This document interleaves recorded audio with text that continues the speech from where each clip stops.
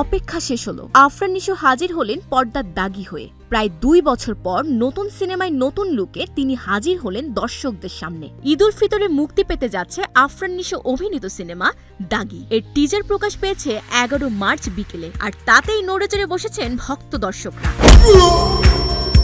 জেলের দাগ একবার যা লাগছে সেই দাগি।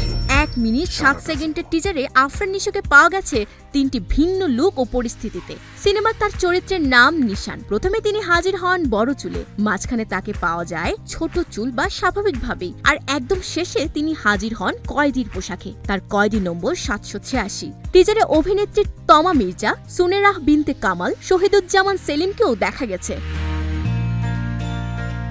শিহাব শাহিন পরিচালিত দ্বিতীয় সিনেমা দাগি এর টিজার প্রকাশের পর দর্শকদের মধ্যে উচ্ছ্বাস দেখা গেছে। নির্মাতা জানিয়েছেন এটি মাত্র শুরু, সামনে আরও চমক আসবে। জীবনের লক্ষ্য। 10 মার্চ সন্ধ্যায় টিজার প্রকাশের ঘোষণা দেওয়ার পর থেকেই দর্শকরা অপেক্ষায় ছিলেন। চরকের ফেসবুক পোস্টে এক মন্তব্যকারী লিখেছেন, দাগি শুধু সিনেমা নয়, এক আবেগ।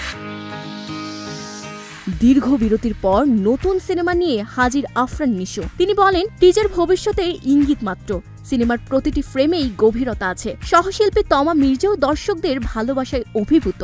এছাড়া শহীদুজ্জামান সেলিম, গাজী রাকায়েত, মিলি বাশর সহ অনেকে এতে অভিনয় করেছেন। নির্মাতার মতে দাগি মুক্তি আর প্রায়শ্চিত্তের গল্প, যা দেশের দর্শকদের জন্য নতুন অভিজ্ঞতা হবে।